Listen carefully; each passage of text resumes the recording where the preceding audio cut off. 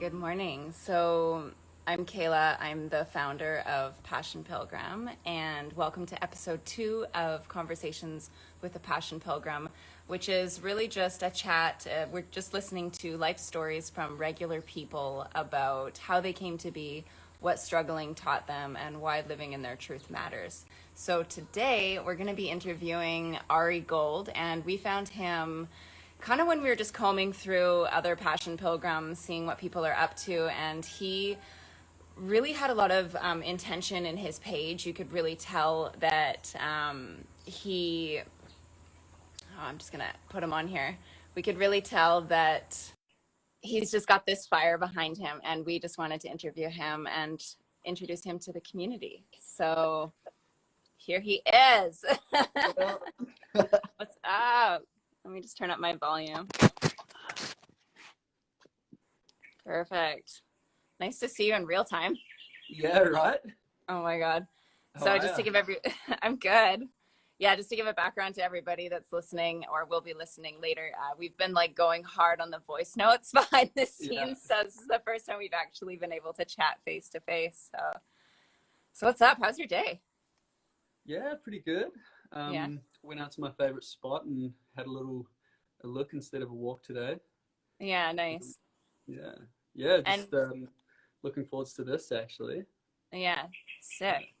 Yeah, I was really stoked to bring you on. So, just to introduce Ari again to the community and to everybody that's going to be listening later, since we only have one person listening now. Basically, Ari's just dope. That's the thing that we're just gonna first start off on. And it was actually my VA that found you. She sent me your profile, and she was like, "Yo, check this dude out." And I like immediately creeped your profile, sent you voice notes, and was like, Yeah, "This dude's sick." yeah, that's Like, really cool. yeah, like super powerful what you've been putting through. And I don't know if you just started your Instagram page or if you deleted it all and started again. Yeah, Um, that one's a new one.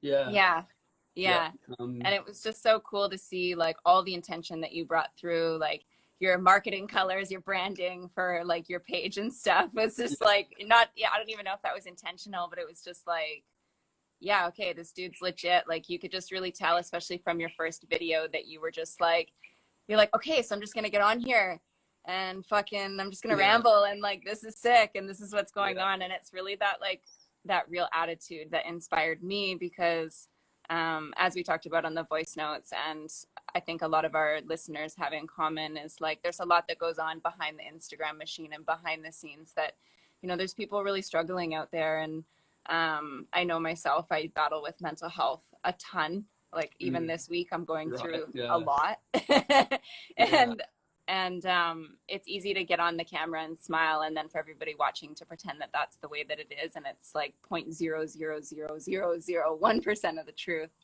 Um, yeah, yeah, so I just, yeah, I got really inspired by your ability to just show up and be real, because that's kind of how I count my friends too, and yeah, cool. um, just want to Thank honor you. That means that. a lot. Yeah, Yeah, so yeah, welcome.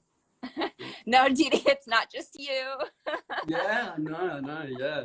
Um, Well, first off, I just want to say, I just want to honor the space that we've got here, Mhm. and thank you for inviting me on and instigating this. Um, and yeah, I didn't make any notes, but I made a couple just for this. I know. I think this is really cute. Yeah, and just to honor the masculine and the feminine, because that's a part of myself and my journey is healing that.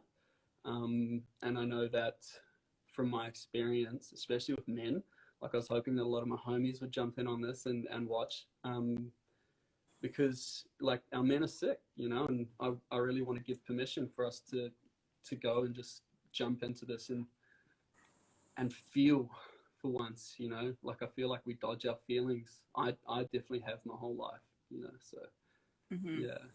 And this is good, like this is really nerve wracking for me. So I'm just like fucking jump in there, feel it, and yeah, because I want to be able to do this. I want to be able to share with people openly. And it's one thing to put up a video of me like by myself, doing breath work and trauma release and shit. Like putting that up, scary as fuck. But doing this live is even more scary for me. So Yeah. jumping on in there, yeah. Yeah, cool. Mm. Um, the nerves are real, and I love that you're even just acknowledging what's going on in your body right now as you ground into the Yeah, conversation, you yeah, know. Um, I think, again, from the outside perspective, I mean, one of the things I like to remind my students in breathwork class is like, you're the only one that gets to experience yourself from the inside. Like, just take a moment and let that sink in. Like, yeah. everybody else thinks of you the way that they see you, but you're the only one who knows everything. You know, Mm. you feel Yeah, everything. And yeah, so the realities that we're sharing are completely different. And um, for me, I'm an over feeler, so I'm very, very sensitive, and I haven't, you know, and it's interesting in that because, you know, I've also been told and shown that I've been suppressing emotions, and I'm like, can there possibly be any more than what I'm already feeling? yeah, yeah. And so I want to ask you, why is feeling so important for you? That's an open-ended question, isn't it? Why is it so important? I mean, we're just going to get right into Yeah, well, it. I'm not here for dinner chat, that's for sure.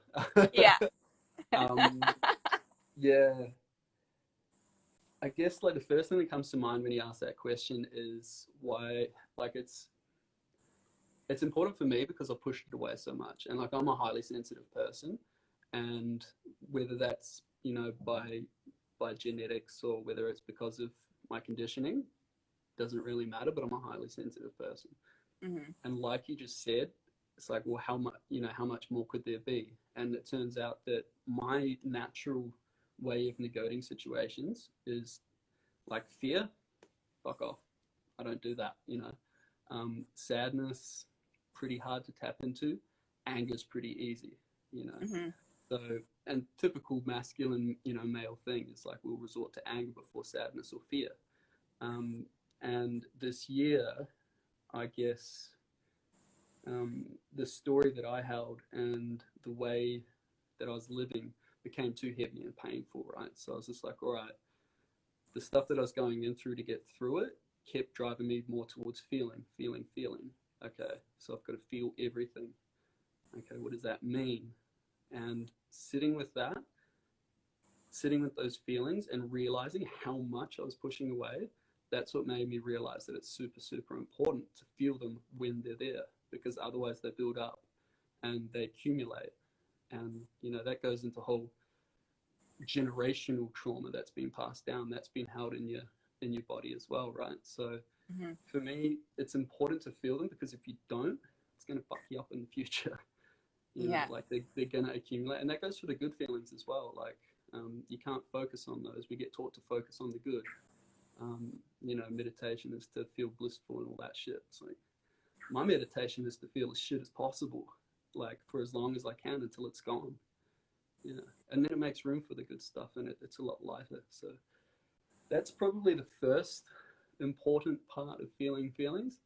Um, but it's a human experience as well, like um, we are by nature like creatures that feel to navigate our lives and to navigate the world around us. And so much of what we do in Western culture and like modern day is get away from our feelings, like numb them or elevate them or whatever.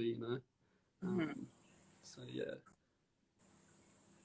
to feel feelings is to be human in my Yeah. eyes. Yeah, I love that. Thank you for sharing. And what's your star sign? Yeah. Aries, 25th of Oh, March. interesting. Yeah, I'm an pretty Aquarius. fiery. And yeah, I was just chatting with another Aries the other day, and we were having very similar conversations. And Aquarius is an air sign too, and so that's why I'm like, why are you so conceptual right now? Like, how come this is just so easy for you to spit out? So, um, can we? I just want to get a little bit personal with your permission. And you can go as deep or as shallow as you want. But I'm interested this year because you were talking about this year being really hard. And I think it's easy for a lot of people to assume that they know what you mean. And I don't really like assuming. And you were also talking about feeling the feelings. And, you know, I know from my own experience, I've gone through, especially recently, some pain that's been so overwhelming that I didn't know how to go on. And I want to know, one, how do you deal with that? So how do you deal with the moment where you're actually in so much despair and so much pain that you feel like you can't live? Because I feel like you've experienced that many times. And then two, do you have a rock bottom that you want to share?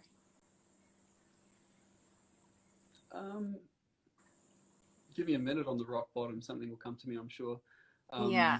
As far as the first question, like, do I have a way of dealing with that? Do I have a plan? It's more like, how do you handle those moments where it's just so fucking painful beyond all the tools that you know? You know? What I used to do Yeah. was avoid it. Okay. You know, drink, smoke, sex, work, it Yeah. away. Yeah.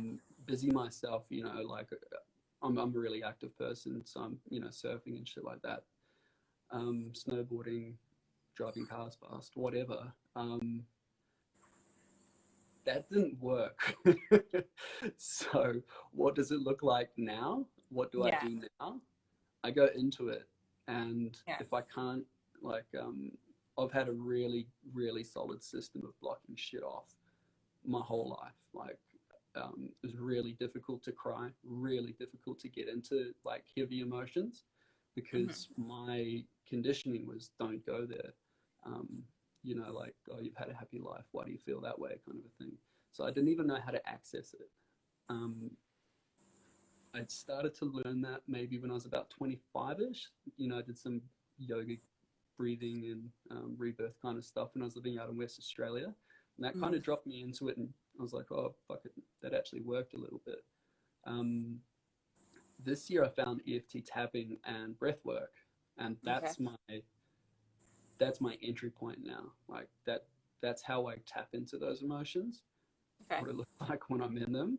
Like debilitating, like convulsing, crying like a banshee, little kid drooling from the mouth and eyes, crying and letting it the fuck out because like that shit hurts and you've got to be able to let it out. And you know, I'm 32 and you know shit started when I was born and I never learned how to navigate it. And I've had to learn how to do it as a you know, as an adult, and it sucks. But fucking, there's these little kids, you know, little dudes inside of me that are just fucking begging for attention and to be acknowledged and validation. And what it looks like, what it is for me to get through that stuff, is to give myself time and space to fucking feel it and go through that shit. And it's ugly as fuck. But no one has to see it, you know. Like it's nice to have like my friend who I live with here is super super supportive, and you know she can sit with me just to let me feel it be seen. But Yeah.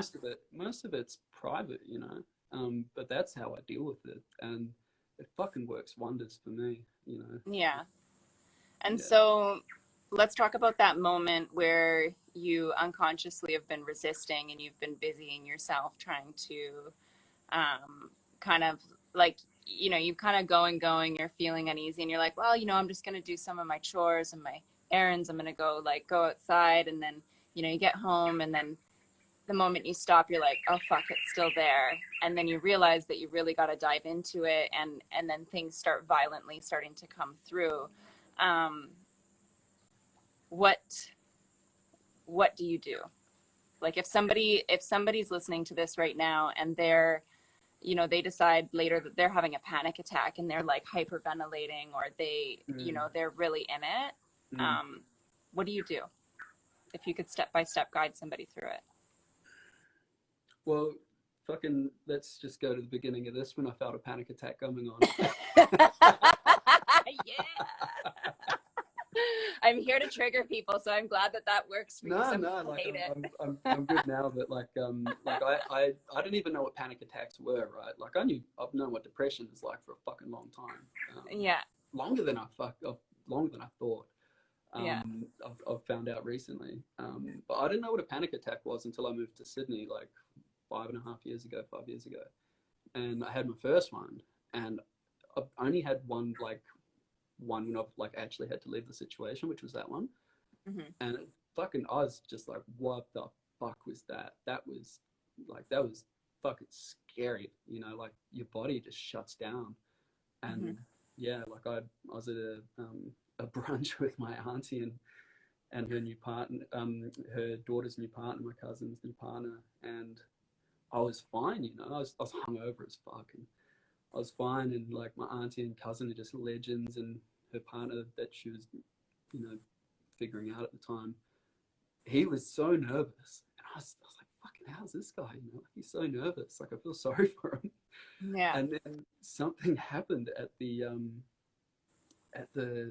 breakfast, and all of a sudden I just had this rush come over me of just like petrifying fear, and I was just like, what the fuck is this? And like I pretended I was going to be sick because they knew I was hungover, and I was like, I got to go to the bathroom, and I fucking went into the bathroom, and I was just like, what the fuck was that? Like holy fucking shit. And since then I felt it come on a couple of times, and like just then I felt it coming on again. I was just, that was it, and I could feel it welling up. And what I did was just go, breathe, connect with yourself. I'm safe here. Like this is all good. You're gonna get through it. Like there's a lot of self coaching that goes on, and like I've always been a coach to myself through everything. Hmm. Starting from an early age playing. I played inline hockey as a kid and started playing ice hockey quite young, and I was out every day practicing. Just like, oh, you could have done that better. You could do this. Or what if you do that, kind of a thing. So I think you've got to be your own biggest fan. A lot. I was actually talking to my cousin, another cousin today, about that. Like you've got to pump yourself up and be there for yourself. Like you can't rely on anybody else to do so. And yeah, I guess that's what I do. Like I connect with myself, breathe deep, and sit with it. And it sounds weird, but don't push the feeling away. Like I was sitting here and I was just like, this is what it feels like, you know. Um, and you're not, it's not going to kill you, and all of that. It's just it's an emotional response from a time long ago, and it's a part of yourself inside that needs care and attention and to be loved. And um, in my opinion, anyway. Yeah. So, mm, and you can really help to build that relationship with yourself through breath work and through tapping, and get to Yeah, I know feel the you. inner parts of you that are shitting themselves, and they only come up in certain situations, but they're there shitting themselves permanently the whole time. And those sad parts of you that come up every now and then, that's, in my opinion, again, but like that's a sad part of yourself from whenever it was that emotional imprint got left upon your body. Hmm. Like the feelings are the language of the body, and the thoughts are the language of the mind, and those feelings are usually imprinted quite young in life. And if you've got, like a fear response or an anger response or a sadness response to things, chances are they happened, pre 7 years, and then reinforced later through life. So if you can kind of backtrack through that stuff, you can build a relationship with those parts of yourself and let them know that you are safe, and that situation was fucked up when that happened, and you're gonna be okay, and I've got you back. And yeah, just be there for yourself. Yeah, I love that so much what you're saying, because so the mission of Passion Pilgrim is to help other pilgrims feel safe in their bodies so that they can enjoy their life. And we Mm. do that through, we have online breath circles and mentorship chats, like just conscious conversations, and really just by being real. And that's why we invited you on, because we just want people to be exposed to the reality of what it means to be human. And I love that you're just really reconfirming a lot of the things that a lot of the people come here for, is just like, you know, the more you go into the darkness, the less scary it is because you know it now, you know. And so to, instead of continuing to push it away and not actually experiencing it, we're teaching ourselves that this unknown is dangerous. And so let's make it known. And then we know, and then it's like suddenly it becomes less dangerous. It kind of reminds me of like surfing. So, Yeah. because I have a huge fear of the ocean.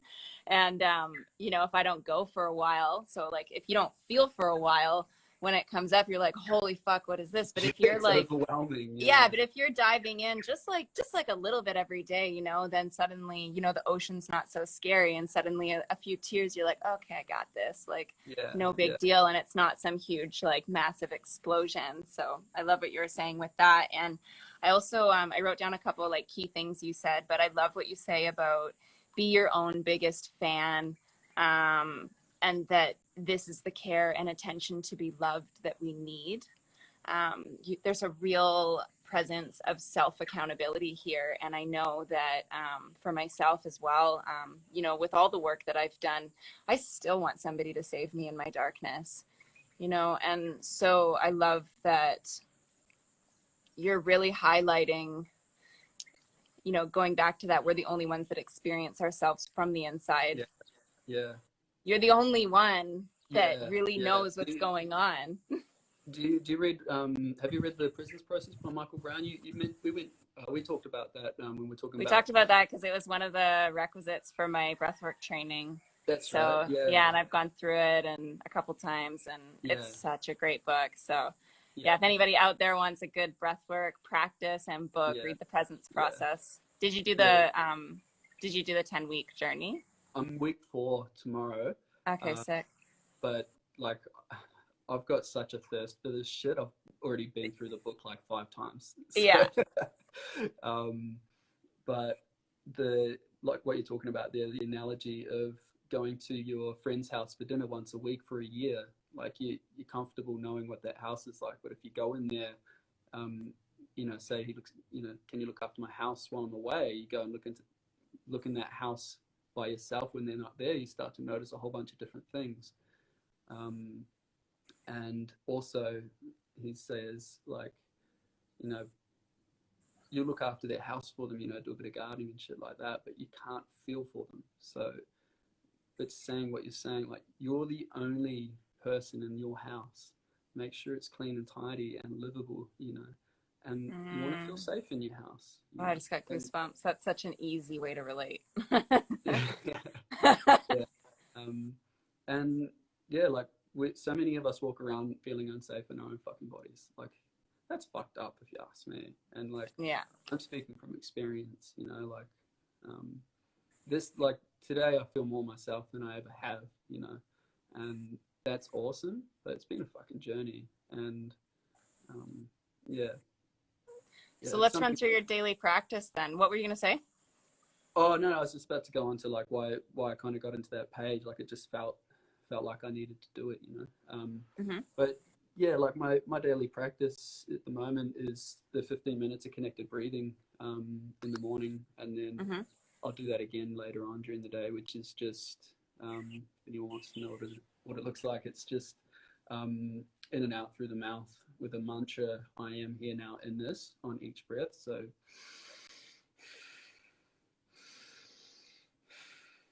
and that for 15 minutes, which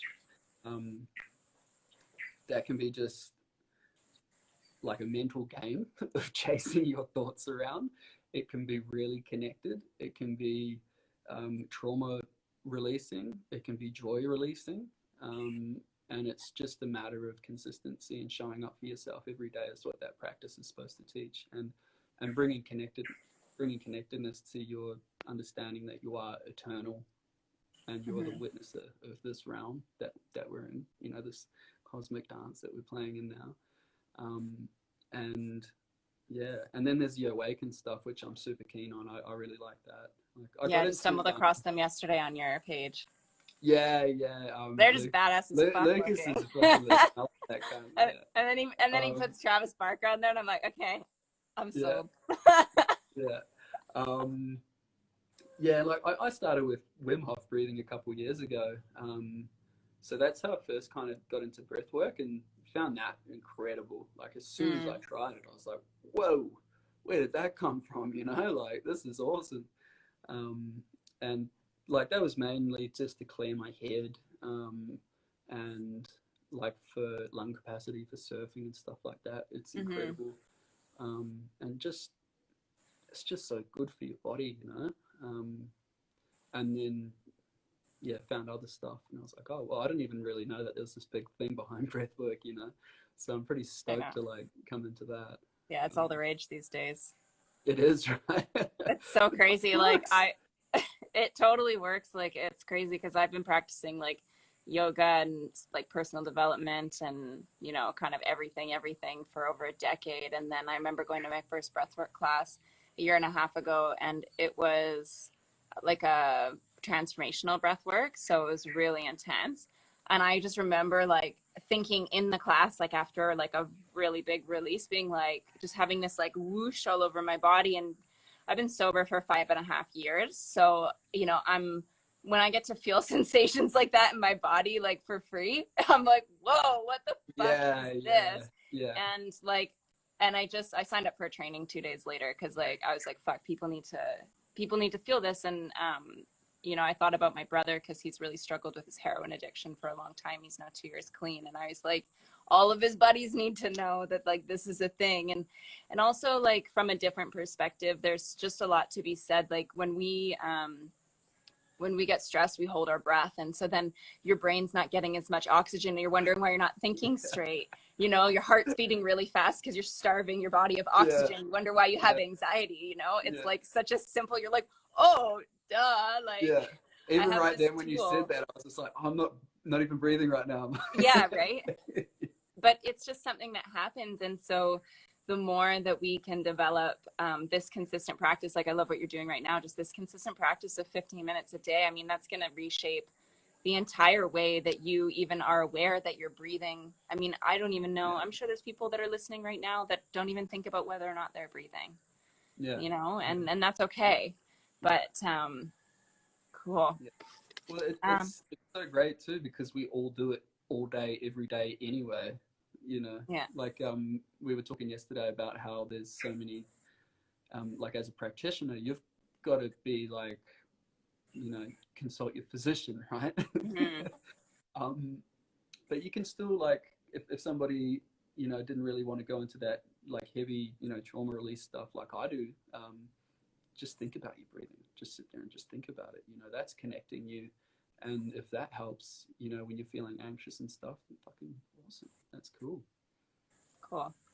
And just to touch on the tools here for anybody that's listening, if you guys want some more support being guided through a breath practice, please DM either one of us like privately if you're listening to this. And then I'm, for those of you that don't know, I teach breath work. So if you guys wanted to get led through a session, then I'm happy to do that as well. Or you can join one of our breathwork groups. But any questions you have, just DM either one of us and we'll support you in that and helping you find a practice that works for you if you want to start diving into it. There's lots of resources out there, both paid and unpaid. So the point is just to show up and breathe. So I want to dive back into the mental health aspect of it now that we've spent some time talking about the tools. Mm, Um, this is the good stuff. yeah. So I want to go back to kind of a rock bottom for you, um, with your permission. Yeah, yeah. Um, um, so I'll just ask more of a straight question, like unless you have something that's already coming to mind. yeah, look, like when I think of rock bottom, it's an emotional feeling. It's not like, I did a bag of coke and drove my car into a fucking tree, or I Yeah, was yeah. like trying to find that rock bottom.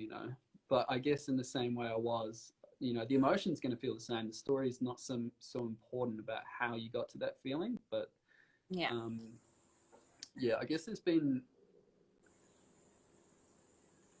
a few times when I've touched that in life, like um, probably the first kind of time was when I was about 11 or something, you know, because massive mental health issues in my family, like Mm-hmm. both sides, and especially in my own direct family, which Yeah. is what's led me here. Yeah. And the one that got me this year was just a whole list of things just kind of adding up and adding up and adding up, which, like I said earlier, like the story got too heavy and the pain got too much. And yeah, I don't know, like I don't like to focus on the story of things too much. Like your story's important until it's not. Yeah. And I don't really want to go, like anyone can fucking call me up and like I'll tell you about exactly what's happened, but I try not to do that too much on this. Well, I love that you're honoring your immediate family as well right now.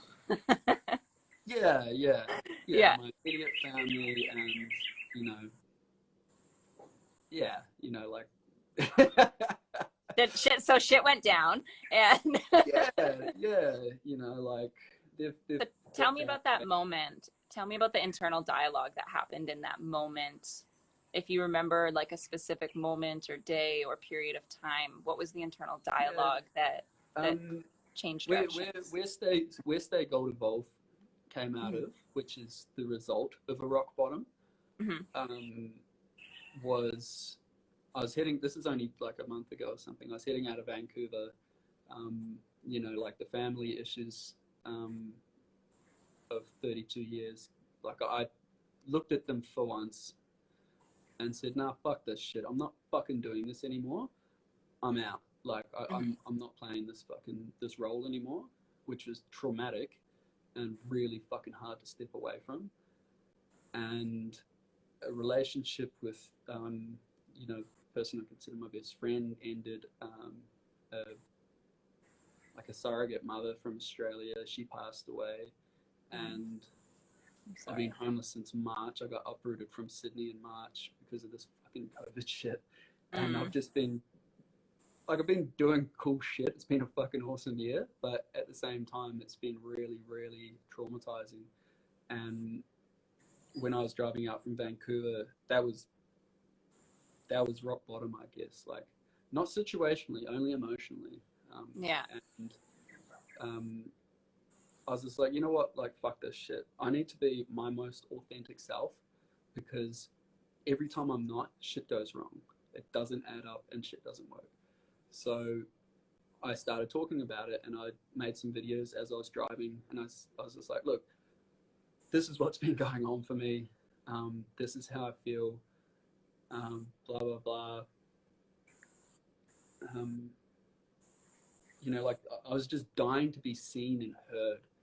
And as Thank soon you. as I did that, things started to happen, and people, like, the amount of people that got in touch with me after that, like, I was blown away. The conversations that sparked off that about other people going, wow, fuck me too. Like, oh my God, you know, oh, this has been going on. Like, how are you? Are you okay? And those conversations developed into Stay Gold Evolve, where I was just like, you know what, like my other Instagram account is like me abseiling and stuff, and then a few political posts and a, you know, don't drill oil. I Yeah. was like, this doesn't represent me at all in any authentic way. Like, yeah, a couple of opinions in the job that I used to do, which Yeah. it was a cool job, but and some cool pictures. But I was like, I need to do something that speaks to me and through me. And the benefit that other people were getting from me being honest and authentic, I wanted to develop that and share it. And um, yeah, and like I've said to you before, like I want it to be able to give permission and hold space for people, you know. So Mm. that rock bottom was those parts of myself that weren't getting the love, care, and attention that they needed, and that Ari today is giving them that love, care, and attention, and that is, you know, being on this, speaking with you, being heard, being seen, you know, because I'd hide, I'd keep my shit to myself. I'm quite a private person most of the time. Mm-hmm. You get me on the right topic, I won't shut up, but um, and it's a a family conditioning thing, and secret keeping and all that, and it's just like it's not fucking me. I don't want to do that. I want to be out there. I want to be open, and I want people to see me and hear me for what I am. And yeah, that's what the rock bottom got me. It's Yeah. fucking awesome. Thank you so much for sharing that too, because it's funny, like, how many parallels just you and me have. Like, I know how many parallels we have because I just listened to your story. And so I know that people are really going to benefit from this. And I think that's the whole point of what you're trying to do is, like, we're all experiencing similar things in our own ways, but it's really nice to know in those moments where, I mean, to feel seen and heard. I mean, I crave that all the time. I think a lot of people crave that, to be acknowledged and to be loved the way that it didn't. And like, our parents were doing the best they can, with the Yeah, for tools they sure. had and all that shit. But at the end of the day, like, I kind of joke with my friends. I'm like, yeah, you're going to fuck up your kid at some point, like, and being an adult, like, just, there's going to be these tiny little instances that become huge things to you. And at the time when the kid experienced that thing, it was a huge thing. And then we carry that through life. And I just love that, yeah, just your willingness and your authenticity to, like, just be real and share your story as part of your healing journey, and also to offer it up to the universe and offer it up to Yeah, society, yeah. just for people Well, to listen to. yeah, and like this right here, this exchange is part of my therapy. Those videos that I was making that day driving, that was a big part of my therapy, and the beginning of something awesome. Yeah. And the conversations that get sparked, I guarantee there's going to be some conversations that get sparked off this that I I'll be hope so. talking about for the next few weeks with people, and it Yeah. really fucking opens people up when I open up, and Yeah. it's like I had this cool thought, like way of playing with it. It's like when you're kids and there's a bunch of you, and you might be like out on a playing field, and there's like a hill that goes down, and you're not allowed to go down the hill, it's out of bounds or something, and like the kid's like, oh no, we should do it, and then like one kid goes, and then all of you go, and then you spend the whole day playing in that area, and it's like you just need that one person to give permission and just go, it's okay to do it, and then it's all good. You had a great day out there, and like everybody's better off because of it. So Yeah. um, yeah, I'm finding that the more I do it, the more people feel comfortable to do it around me, which gives me the opportunity to hold space for them, and which is something I love to do. Like I love it when somebody feels safe enough to come to me and just go, because I don't take it on. I know that Yeah. it's shit. I feel you.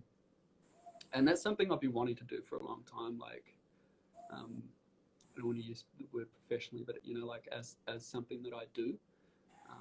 And I started feeling that calling when I was out in WA, and it was fucking intimidating and stuff. So, and I was so emotionally immature then that I didn't know what to do with it all. So I kind of just went back to taking drugs and smoking, going surfing, shit like that.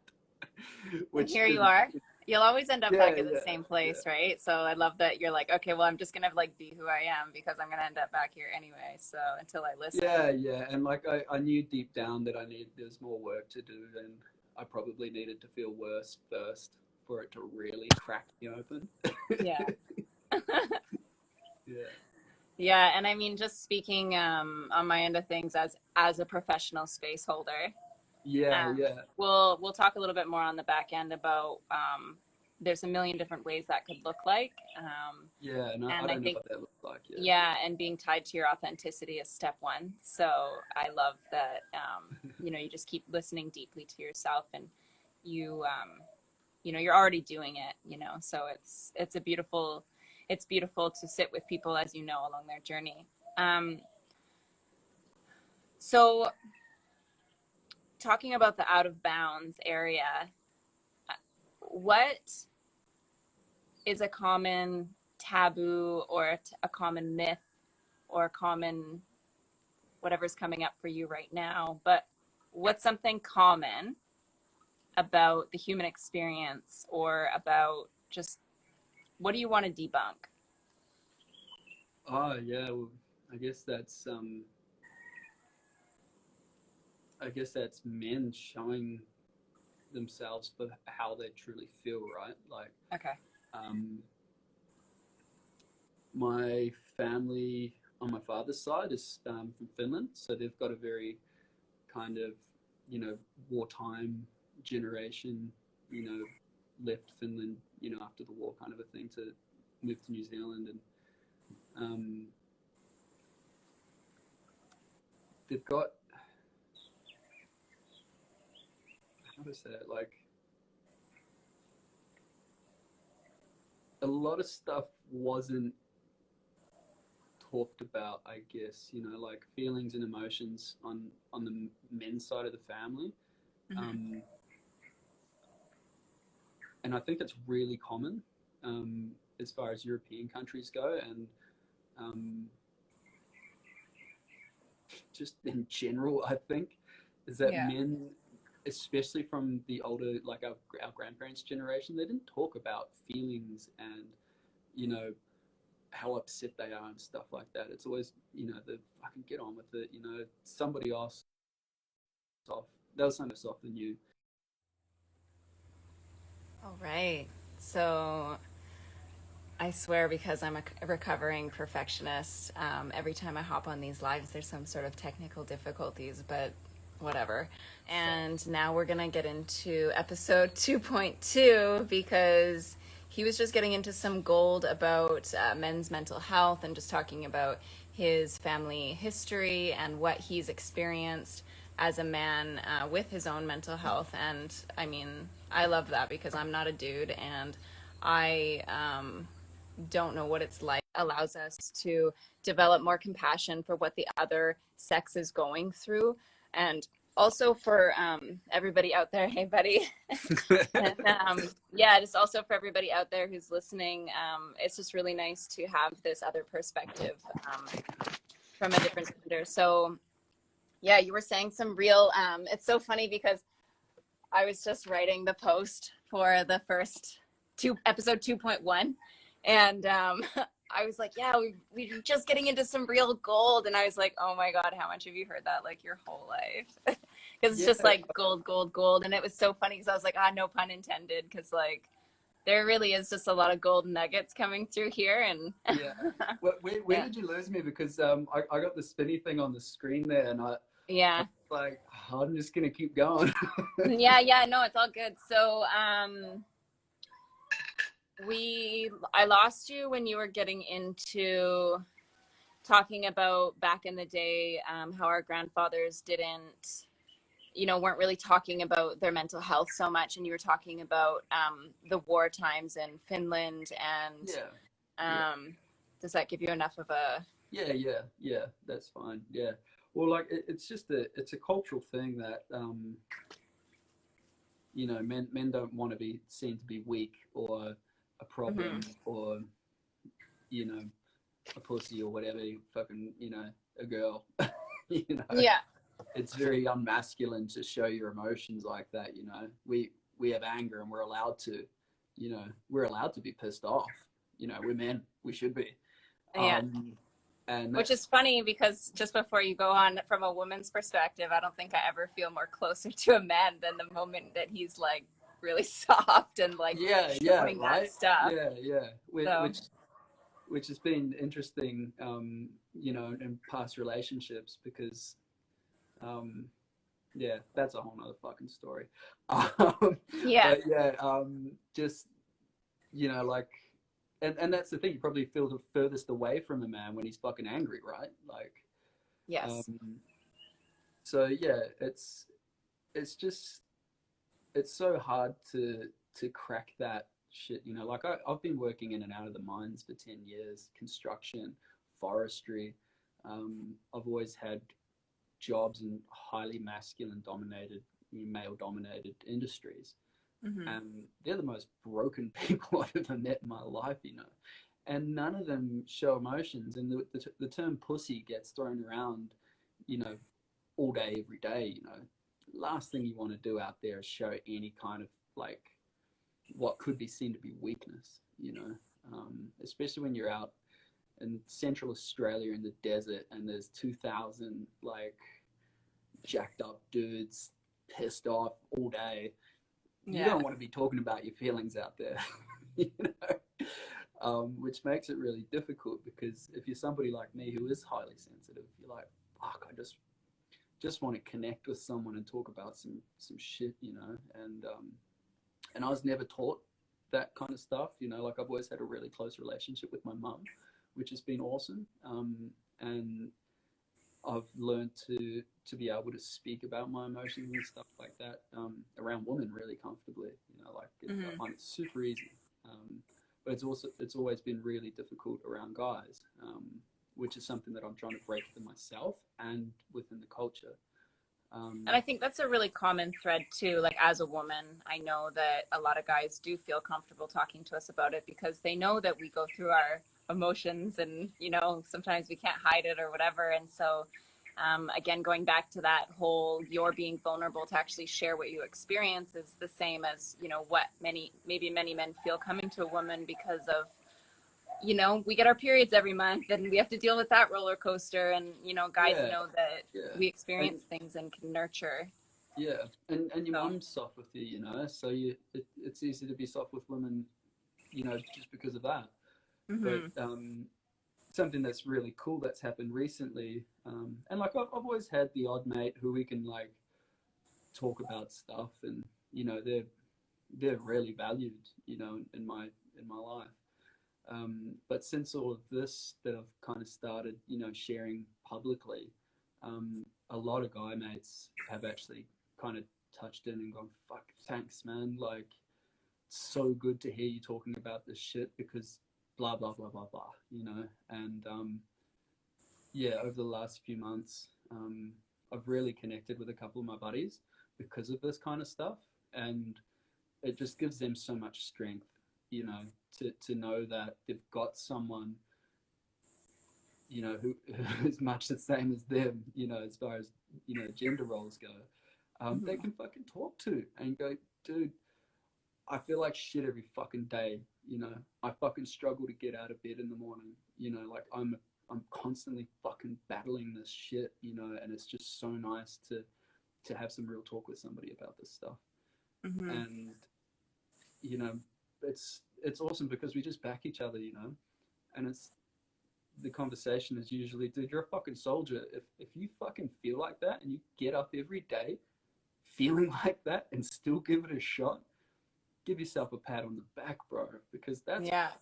hard, man. You know, like that's really hard work. Um, I love that you acknowledge that for people too, because it is really hard. And I experience that a lot. And I know a lot of people yeah, experience that when you just wake up, you know, you're just prone to waking up with anxiety or you're prone to waking up with a depressive thought or something. And yet yeah, every single day you choose life and you choose to get yeah, up, even yeah, if it's not to your standard, you know? yeah, yeah, yeah, yeah. Um, so yeah, like that's something I'm really trying to be a part of. You know, in my own experience as well as being there for others. Um, and yeah, like the male mental health epidemic is just it's so obvious. Look at our governments, you know, like look at our police forces. It's Yeah. just so obvious that we're sick. You know, like we've got a serious spiritual, psychological disease, and it keeps just slapping me in the face. Like, so I'm just yeah trying to embody the change and try and instigate that. And so with men's mental health, what would be like, because we're talking about like debunking myths in the last episode, this episode. Yeah. Um, what is there like, is there a specific thought pattern of the masculine or a specific, kind of a specific way that you want to debunk for the men out there that don't have these resources, that feel alone or that feel, um, you know, maybe they're not even in touch with their own mental health to think of it as mental health? Yeah. Um,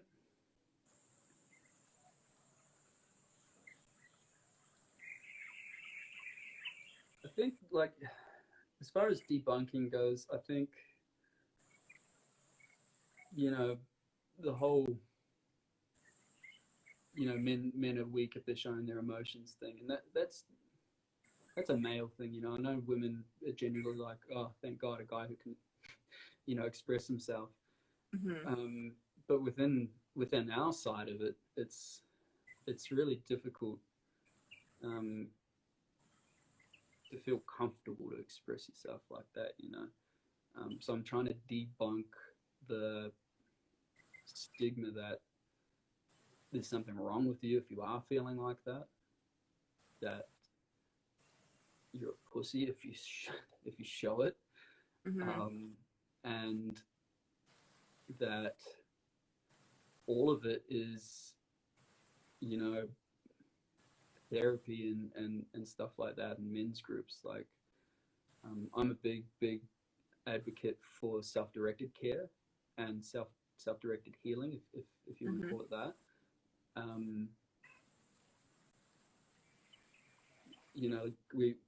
we all live in our own house and nobody else can live in it with us, kind of a thing like you're talking about before.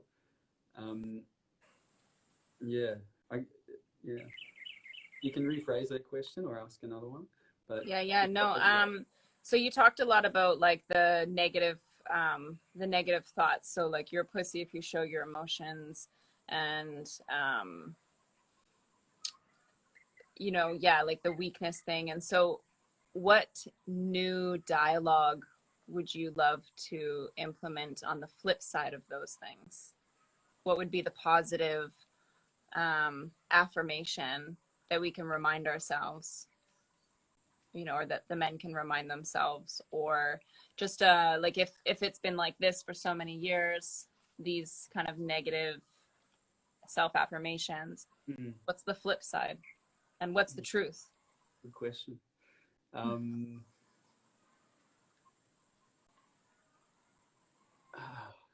I want to say that um,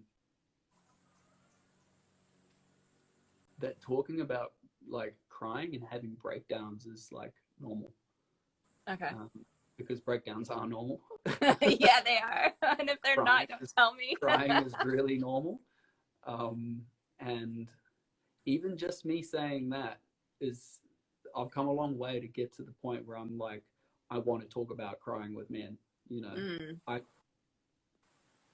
almost consider it fun in a weird Mm-hmm. way because it means that I'm being real. Mm-hmm. Um, and if you don't mind me using the word chicks, I'm not Call us meaning women. women. Yeah, Um, just for people that don't like that. yeah. Call I'm us women. trying to be conscious of that stuff. Yeah. No offense to anybody. So with women, it's very common that they'll just, oh my God, I was crying so much, or I just started crying for no reason, or they'll be having a laugh with their girlfriends and just, oh yeah, I was crying about this the other day. Like, nothing wrong with us talking about that either. And Mm. like when I'm in dialogue with people talking about how oh, I had a big fucking cry today.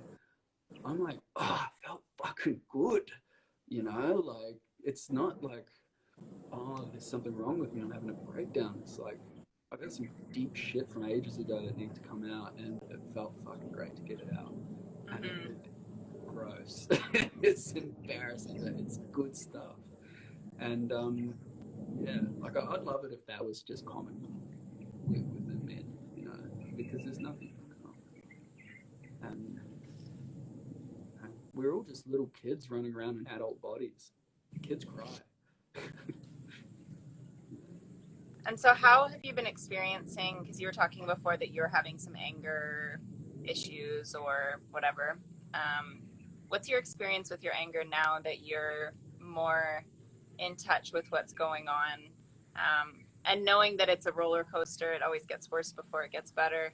Yeah. Um, but I'm interested to know what your relationship with anger is like these days since you've been doing a lot of this self soothing.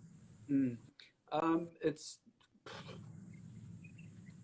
not gone, and it'll never be gone. I don't want it to be gone, but my ability to, I'm not sure if that's the right way of saying it. It moves a lot quicker, and it doesn't reach anywhere near the heights that it used to. Okay. Yeah, like the rage is gone. I'm not sure if anyone here has experienced rage before, but that's a horrible thing. And Funny we're chatting about that. That's something I've been going through lately, actually. Yeah. Yeah.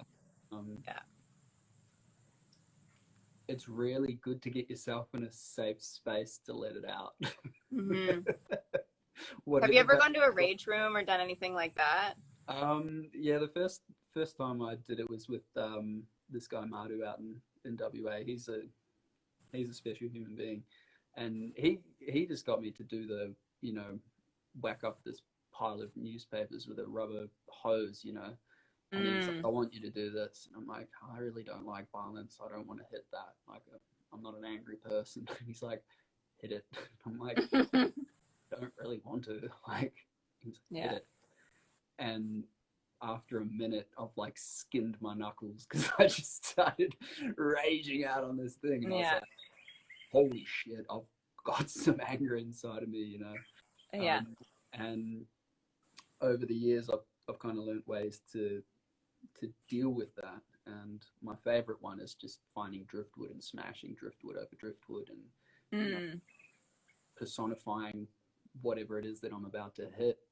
And talking about the situation that I was in, that I was feeling that anger and rage, like going to that space, going into that place, feeling it and letting it out. Because energy and motion, it needs to move. And if you keep it in, you're going to get sick, or you're going to hurt people, or hurt yourself. So as far as that goes, being able to be in touch with my body and feel things, like through the breath work and the tapping and meditation and things like that, being able to really develop the inner sense work of feeling exactly what it is and letting it be there. Like the anger doesn't really come up, like where there's anger, there's sadness. If you feel anger, in my experience, 100% there's sadness underneath it. So if I'm dealing with the sadness, the anger doesn't really come in.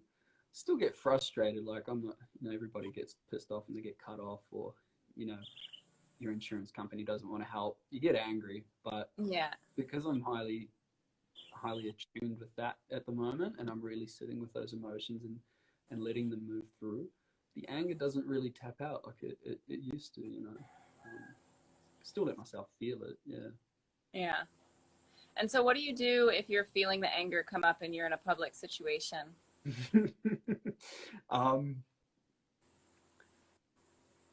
Yeah, I guess that just goes into that old kind of conditioning of just sit on it, like get angry and just try and contain it. Like the rage isn't there, so I don't really get rageful. So what do you do to contain it? Do you do like a breath technique, or do you? I'll take a deep breath and walk away from the situation. Yeah. Okay, so creating space and breathing. Yeah. Okay. Yeah. No, I don't have any special techniques for that. It's just. I mean, that's enough. Creating space and breathing is a pretty good. Yeah. But in saying that, like it's also really important to not walk away from the anger as well. Like, and if it's a situation that you need to say something, being able to be sensitive to your body and realize what you're feeling and your reactions inside yourself, and not letting that out, but contain it and sit with it. And if you can build that space, you can go, no, that's actually not okay, and I'm not down with that. The situation's not cool, and the way that you're treating me is not okay. And you can use that anger in an assertive manner rather than an aggressive, arsehole-y kind of manner. I like that you brought that up. So my cognitive behavioral therapist that I see on a very weekly basis, sometimes twice a week, we've been chatting a lot about, and I just want to offer this up to the community and anybody that's listening as well. So you're talking about assertiveness and aggression, and then there's passive aggression. Yeah. And so the passive aggression is like the nice way to be an asshole, and the aggressive way is the upfront way. Ones.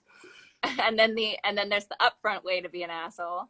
And in the aggression and the passive aggression, you know, whoever's being the passive aggressive or the aggressor, they're the winner. They're winning, the other person's losing. There's blame there. But in assertiveness, both people win because there's something communicated and there's something heard.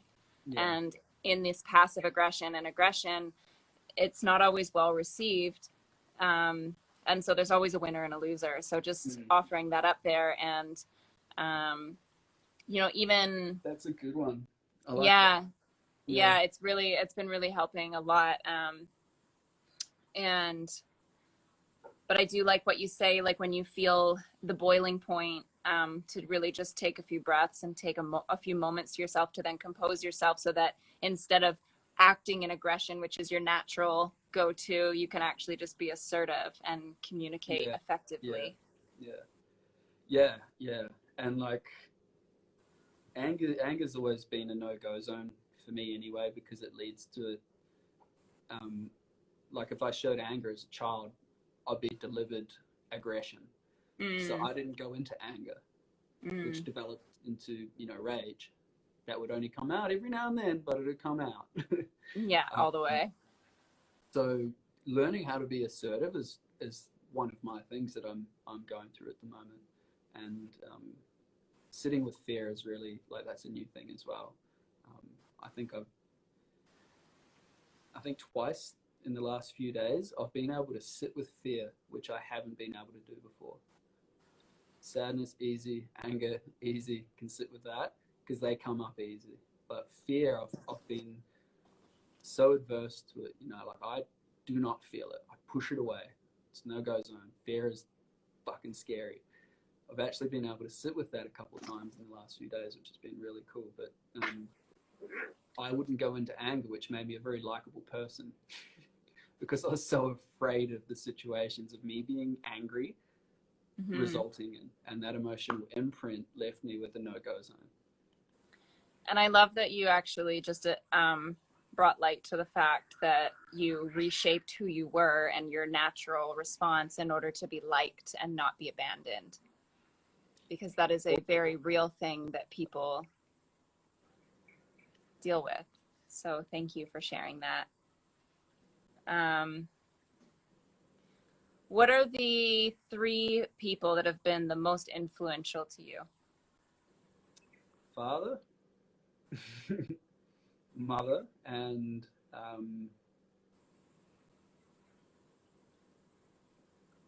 probably my mum's mum.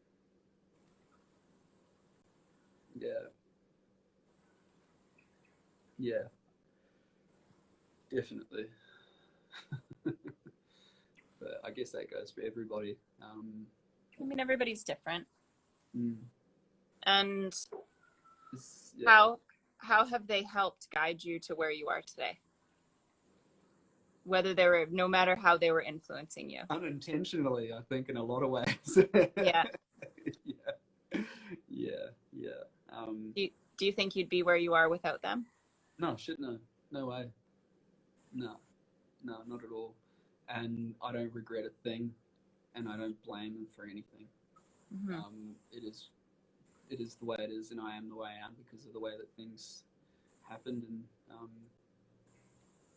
I love them for it. You know, there's so much compassion. Relationships are difficult, but there's so much love and compassion. You know, from without sounding woo-woo, from a higher space, you know. You can sound woo-woo. Yeah, I don't know how to navigate that. That terminology, and like I try and keep things as this realm as possible. I'm very like out there, but as far as conversation goes, I try and keep it as down here as possible. Grounded, yeah. But yeah, like from a point of view of you know, the interconnectedness and the source and energy and all that kind of stuff. Like on a greater level, this is pure love and compassion. The influence totally this realm, you know, and emotional conditioning from birth. And that's been my greatest influence for sure.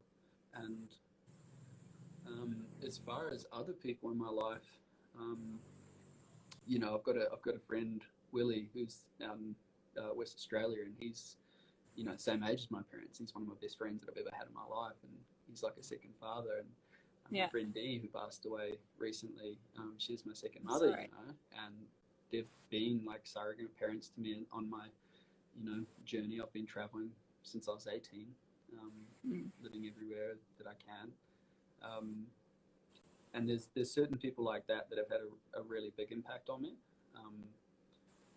And yeah, I don't know, like I've got a list of people that have. I mean, just trust what first comes in always. There's so many people we can be grateful for that have, you know, you could never ever, you'd always forget 10 people or 100 or whatever, but thank you for sharing the initial first thought. And I love your ability just to like trust your intuition and just be like, okay, this is what's coming out. We're just gonna go with it. So it's good.